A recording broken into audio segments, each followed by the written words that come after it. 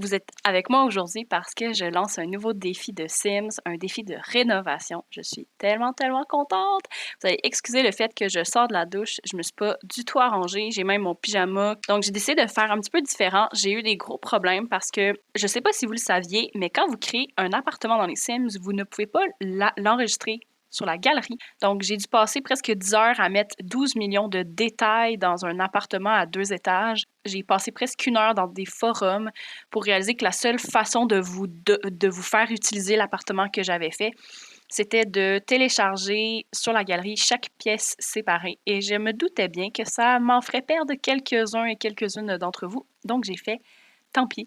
Et je me suis rabattue sur le classique d'une maison. Je trouve ça bien dommage. Si jamais vous savez comment régler ce problème-là, vous me le direz, mais les forums n'offraient pas de réponse. On va me rétrécir la face. Hein? C'est pas ça. On n'est pas là pour moi aujourd'hui. Pour ceux qui ne me connaissent pas, je m'appelle Ariel et j'ai décidé que j'allais faire plus de vidéos de Sims en 2021, ou du moins, je vais pas nécessairement en faire plus, hein, parce qu'à date, j'en ai pas fait un depuis la vidéo où je découvrais vos maisons, mais je vais me concentrer à mettre ma nourriture sur TikTok et sur Instagram pour consacrer mon YouTube à les Sims. Finalement, ce que j'ai fait, vous n'êtes pas obligé de prendre le même terrain, mais moi, j'ai pris une maison déjà existante dans les Sims, donc vous pourriez aller la placer au même endroit. C'est dans le quartier Windenburg. Ici, c'est la maison. On va commencer par aller vous montrer la famille qui va être un peu votre inspiration pour la décoration et la façon de construire. On va diviser la vidéo en 3. Je vais vous présenter les personnages, je vais vous présenter la maison et à la fin, je vais vous présenter le challenge, ce que vous avez le droit de faire et ce que vous n'avez pas le droit de faire.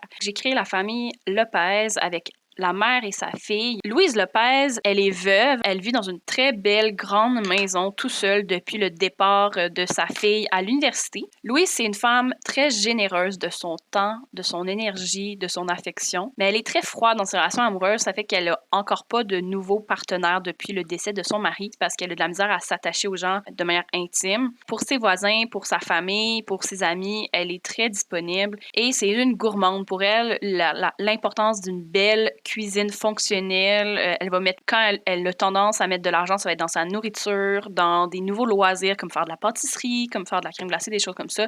Donc, c'est très, très important pour elle à garder en tête. Hein. Donc, je vous donne leur trait de caractère pour vous aider un petit peu dans la construction des personnages.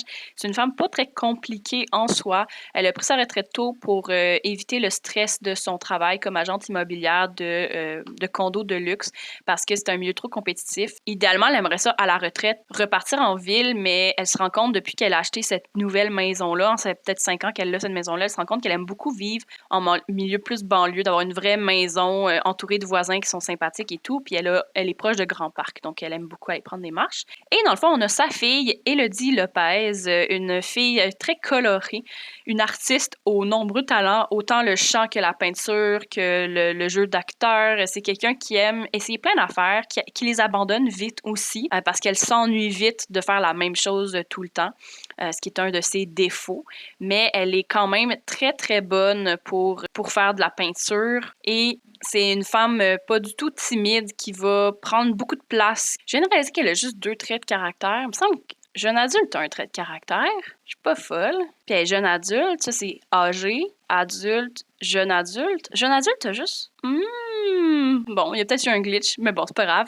Donc, bien évidemment, elle est créative, mais c'est aussi un génie. Puis, comme je l'ai dit, elle s'ennuie vite, donc elle va essayer plein d'affaires. Ce qui fait qu'elle s'entend bien avec sa mère parce que quand sa mère se lance dans plein de différents projets de pâtisserie, de cuisson, de pâtisserie, de muffins, de crème glacée, quand elle essaie de faire des nouvelles affaires plus compliquées, des choses comme ça, elle va se lancer avec elle à pleine main. Hein. Elle aime ça, des nouveaux défis, puis ils ont beaucoup de fun ensemble. La mise en situation, c'est qu'on est en pandémie, c'est le COVID, et malheureusement, Élodie, elle n'a plus aucun revenu stable. Elle avait beaucoup de spectacles qui ont été annulés, et elle a de la misère à vendre ses toiles parce qu'elle fait des choses très éclatées, très variées, et donc elle a de la misère à avoir vraiment une clientèle stable parce que ceux qui vont aimer certains styles vont pas acheter le reste, et elle peint ce qui lui tente, donc c'est pas vraiment aidant. Alors qu'avant, elle était capable, par des événements, par des ventes privées, par des choses comme ça, elle était capable de vendre assez régulièrement.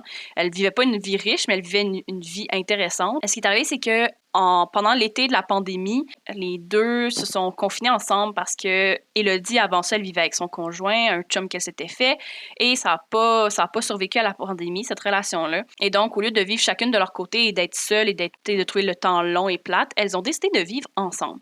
Et là, dans le fond, ce qu'il faut comprendre, c'est que Louise, elle est très généreuse de son temps, de son argent et tout. Et elle a voulu bien faire parce que cette maison-là, la particularité qu'elle a, c'est qu'elle a une espèce de garage de jeu. Tu sais, quand la maison de base, elle vient c'est comme un espace de, je sais pas, de poule ou je sais pas quoi.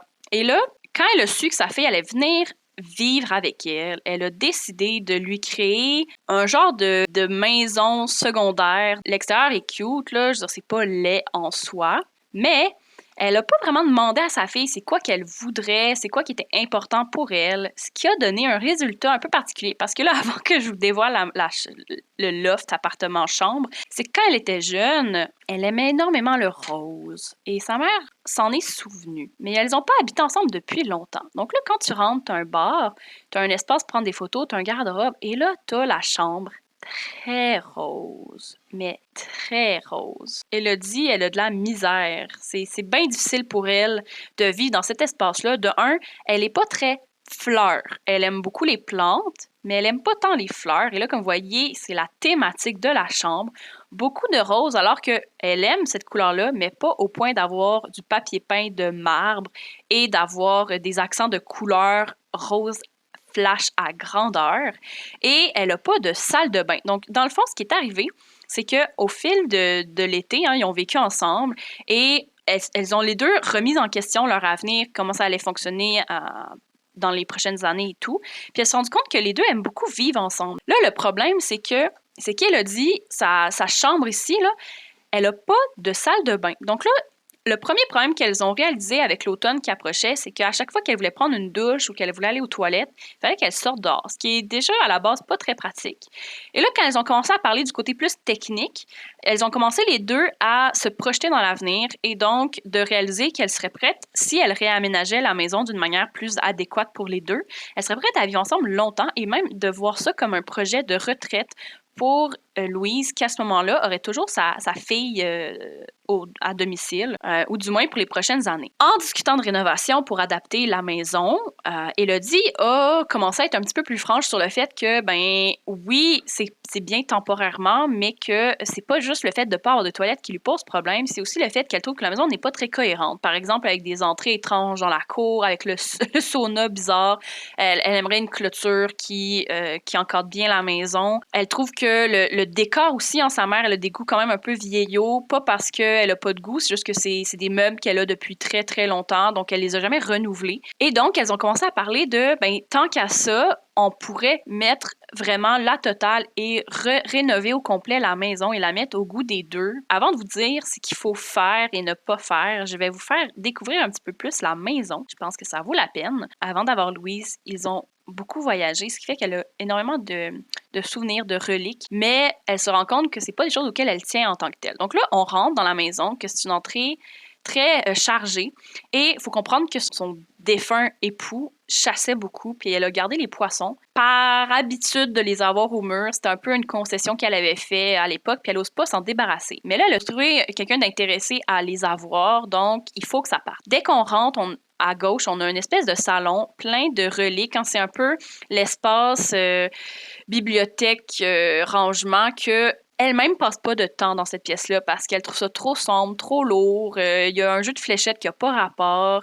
C'est là qu'il y a l'ordinateur. Donc, quand elle fait des petites recherches, elle va là, mais c'est pas vraiment elle qui utilise l'ordinateur. Donc, tu sais, pour Élodie, quand elle veut utiliser l'ordinateur, il faut qu'elle aille jusqu'à l'autre bout de la maison pour l'utiliser. Donc, c'est pas une pièce vraiment pertinente, mettons. Là, si on revient dans le corridor, c'est une très grande maison mal utilisée dans le sens où il y a des pièces qui pourraient vraiment... Tu sais, regardez-moi ça, le cauchemar là, avec le poisson qui attend ici. Puis il y a des fissures dans la maison, elle a besoin d'être rénovée, elle est vieille. C'est une très belle maison avec du potentiel.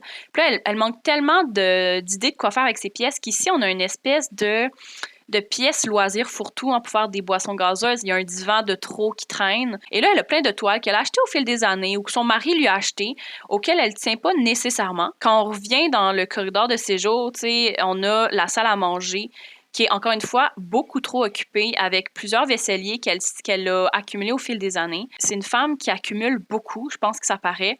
Donc on voit beaucoup d'objets éclectiques par rapport, qui n'ont pas vraiment de raison d'être là. Ça, c'est la salle de bain. Très correct, c'est beaucoup d'espace alors qu'il n'y a pas de douche, c'est juste un bain.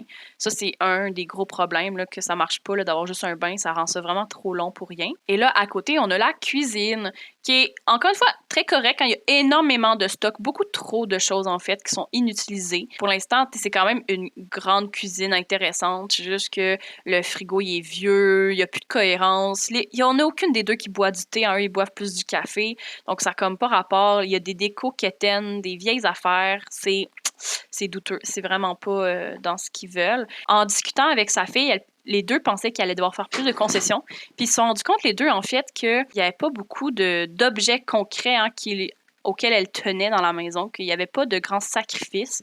C'était plus en termes de comment occuper l'espace qui est important pour les deux. Et là, on tombe dans la chambre. Oh mon Dieu, dans la chambre de Louise, que en effet, c'est une femme qui accumule énormément, puis ça se voit beaucoup plus dans sa chambre, parce que là, tu as des vieux jouets pour enfants, et il faut comprendre qu'Élodie ne veut pas d'enfants, elle a aucun intérêt là-dedans. Plein de vieils objets qui traînent, encore la robe de chambre de son défunt mari. Elle a collectionné des poupées de porcelaine, puis c'est même pas parce qu'elle les aime, c'est sa propre grand-mère qui lui en avait fait don, mais elle les aime pas, ils lui font peur, elle trouve ça stressant. Elle a toujours l'impression que c'est son vrai chat, mais c'est jamais son chat en tant que tel. Donc, elle aimerait bien s'en débarrasser, mais elle ose comme pas. Donc, de faire ce projet-là, ça la boosterait, si on peut dire. On voit vraiment que c'est une maison très lourde en décoration. Il y a genre 5 vaisseliers avec 2 pièces pas assez utilisées, ou du moins qui sont pas adaptées à leurs besoins. Ce qui nous amène aux critères. Ce que je vous demande, c'est pas bien compliqué en termes de critères en soi. Le budget, comme toujours, est illimité. C'est une famille riche, là, c'est bien correct. Quand même de réfléchir s'il y a même des choses que vous n'avez pas le droit de faire. Les seules choses que vous n'avez pas le droit de faire, c'est d'utiliser des CC parce qu'ils vont pas s'afficher pour moi, puis de pas utiliser des packs que je possède pas. J'en ai parlé dans mon dernier vidéo, il y a quelques personnes qui avaient mal filtré et malheureusement, ça faisait que je perdais une partie. Donc, moi, je me réserve le droit. Dans le cas du dernier vidéo, les personnes qui avaient mis des objets de packs que je possédais pas, c'était des objets de décoration, puis il n'y en avait pas énormément, mais je me réserve le droit dans les prochaines vidéos, surtout s'il y a de plus en plus de monde qui participe, de malheureusement pas visiter les maisons, même si techniquement, je peux les visiter parce que ça va juste pas charger des objets que j'ai pas. Puis je l'ai montré, il y a le site de James Turner qu'il suffit d'aller sur le pack Disabler, puis tu cliques physiquement chaque pack qu'il faut enlever si on veut. Puis après, dans tes paramètres avancés sur Origin, tu peux rentrer le code pour enlever tout. Et moi, ici, dans la description de ce vidéo-là, je vous insère le code déjà fait. Donc, vous avez pas besoin d'aller sur le site de James Turner. Tout ce que vous avez besoin de faire, c'est d'aller copier le code que je mets et d'aller l'inscrire. Puis ce que ça fait, c'est que ça envoie le faux message à Origin de packs que tu n'aurais pas, même si tu les possèdes.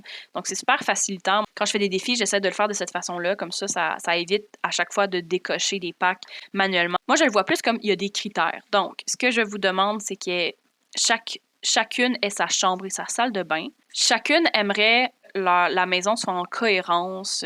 Donc, Louise, elle a rien contre le style de sa fille, mais elle veut pas non plus un espace, une maison entière qui est plein de couleurs, plein de textures, plein d'œuvres d'art complexes, etc. Justement, elle veut essayer de se dissocier de la lourdeur de sa maison actuelle. Donc, faut essayer de faire une espèce de mélange moderne avec des accents de couleurs, mais que ça soit quand même joli. Puis, moi, ce que je vous mets au défi, c'est que je veux que quand je visite votre maison, je sois capable de voir quand vous avez conçu l'espace pour l'une ou pour l'autre, que ça soit visible. J'aimerais ça être capable de deviner quelle chambre est pour qui. Pour ce qui est du terrain, allez-y comme vous voulez. Vous n'avez pas le droit, la structure, les murs existants extérieurs, vous ne pouvez pas les enlever. La seule chose que vous avez le droit de faire, c'est de créer un lien physique entre le petit bâtiment et le reste de la maison. Donc, soit de rajouter un corridor. Donc, vous avez le droit, là, je ne sais pas si c'est clair, là, mais le trou ici là, qu'on voit, là, il pourrait être une pièce là, qui serait intégrée à une façon de connecter les deux. Par contre, vous ne pourriez pas effacer les murs. Là, vous voyez avec ma souris ici, là, ce mur-là ici, puis cette façade-là ici ne pourrait pas être effacée. Mais vous pourriez agrandir Mais c'est ça. Tu sais, dans le fond, l'idée, c'est vraiment que l'actuelle chambre d'Élodie va rester à ce niveau-là. Tu sais, vous pouvez pas l'agrandir ou rajouter une autre pièce. Ça va vraiment être cette taille-là. Par contre, je vous donne la flexibilité de la connecter à la maison si vous voulez. Vous n'êtes pas obligé de faire de cette chambre-là la chambre d'Élodie. Hein, c'est pas une obligation. C'est vraiment à vous de voir. Vous pouvez complètement changer quelle pièce et pourquoi. Et les murs intérieurs de la maison, donc tous les murs dans la bâtisse, vous avez le droit de les effacer, de les modifier, de faire des demi-murs. Et vous pouvez bien évidemment enlever les fenêtres, enlever les portes, les changer complètement. Vous pouvez même soulever, hein, c'est une famille qui a du cash, donc vous avez le droit de soulever la bâtisse aussi pour ajouter des escaliers. Vous n'avez pas le droit de mettre de deuxième étage. Par contre, si vous jugez intéressant ou important de rajouter un sous-sol, vous avez une liberté entière. Vous pouvez faire ce que vous voulez avec le sous-sol, il n'y a pas de problème. Donc, c'est vraiment d'y aller avec comment vous êtes capable d'arranger votre vision des deux femmes. Et il y aurait comme un plus, si on veut, à donner à chacune un espace de vie personnelle. Pas nécessairement un bureau, hein, mais d'y aller, que ce soit un salon, que ça soit spécifique à leur goût, à ce qu'elles aiment faire, ou tout simplement, là, j'y vais très vague parce qu'au final, c'est vraiment à votre créativité, mais si vous êtes capable de leur donner à chacune, oui, une chambre, une salle de bain, soit attitrée à la chambre ou soit juste l'important, c'est qu'il y ait 2 salles de bain dans la maison au minimum. Un autre plus, s'il y a 3 salles de bain, parce que si vous avez une chambre avec salle de bain attenante, mais quand vous avez des invités, tu veux pas nécessairement les faire passer par ta chambre pour aller aux toilettes. Donc, ça sera à voir là, comment vous voulez l'arranger. Mais c'est ça. J'ai l'impression que j'ai tout dit. J'ai l'impression que j'ai clarifié pas mal tous les éléments importants. Je rappelle que Louise, c'est une femme avec énormément de loisirs en lien avec la nourriture. Donc, vraiment d'y aller avec du jardinage, de la pâtisserie, de la cuisine, hein, vous mettre dans la peau de quelqu'un qui a l'argent de rénover, d'améliorer ses espaces pour dans sa retraite, avoir plus de temps et un espace mieux aménagé pour vivre ses passions. Alors que Élodie, elle, ce qui est important, c'est surtout dans son espace à elle, de sentir que oui, ils ont des espaces communs, mais elle veut être chez elle avec son style. Puis là, à ce moment-là, dans sa chambre, dans son espace séjour, peu importe, son style est complètement éclaté, il est vraiment libéré, puis c'est son espace à elle. Ce qui serait pas pire, ça serait que sa chambre est une... tu sais, c'est pas nécessairement un bigénérationnel, mais un autre plus, ça serait si vous mettez une porte extérieure pour... autour de la chambre ou du séjour attitré à Élodie, parce qu'on peut imaginer que, tu sais, là, elle est célibataire, mais si elle aurait un conjoint ou un chum, elle voudrait pas nécessairement qu'il passe toujours par l'entrée puis qu'il croise sa mère, donc ça pourrait être un petit plus. Pour l'extérieur, vous avez le libre cours. J'ai mis un spa, vous pourriez l'enlever, vous pourriez mettre une piscine, vous pourriez faire ce que vous voulez vraiment. Vous avez été quelques-unes à noter que vous trouviez dommage que je donne pas mon top, mon top 3 de meilleure maison. J'avais voulu le faire, puis la raison pour laquelle je l'ai pas fait, c'est que je trouvais difficile d'évaluer la maison au complet, parce que, tu sais, c'est pour ça que je nommais des coups de cœur, parce que je trouve ça difficile de juger une maison au complet, parce qu'il y en a qui vont être excellents à aménager l'extérieur, mais quand tu regardes les décos, c'est un petit peu moins là, et vice-versa. Donc, moi, ce que j'ai décidé de faire à la place, c'est que je vais y aller par des prix, c'est pas des vrais prix, parce qu'il n'y a pas de... Hein? Au lieu de donner un top 3, ça serait plus la maison que j'aime le plus l'extérieur, la maison qui a le mieux arrangé. Bref, en tout cas, je vais y réfléchir plus en profondeur. De toute façon, en regardant vos maisons, ça me donnera une idée. Aussi, la dernière fois, vous étiez 12 ou 14, je ne me rappelle plus. Je les ai toutes visitées, vos maisons. Je les ai regardées en profondeur. Mon vidéo durait presque 3 heures à la fin. Ça a été énormément d'éditions et tout. Et je me suis rendu compte que je trouvais dommage de couper chacune de vous, j'ai visité vos maisons juste comme 2 minutes dans le vidéo final. Donc, moi, je vais me donner le maximum de 8 à 10 maisons par vidéo, quitte à ce que je fasse 2 vidéos la prochaine fois. Vous avez jusqu'au dimanche, jusqu'à la soirée de la Saint-Valentin, donc dimanche le 14 février à minuit. Moi-même, je vais me prêter au jeu.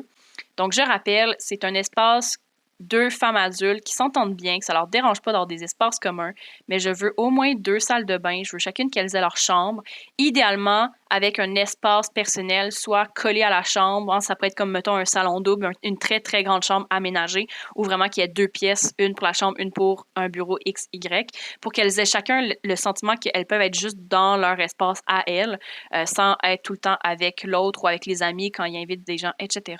Les restrictions, c'est que vous ne pouvez pas effacer les murs extérieurs. Vous ne pouvez pas rajouter un 2e étage. Par contre, vous pouvez rajouter un sous-sol. Vous pouvez monter la bâtisse. Vous pouvez changer tout l'arrangement de la cour. Et si jamais j'oublie quoi que ce soit, je vais l'écrire dans le descriptif du vidéo. Et n'hésitez pas à poser vos questions parce que la dernière fois, il y a du monde qui avait demandé des clarifications et je l'avais ajouté après coup dans le descriptif du vidéo. Et sur ce, je vous dis bon défi!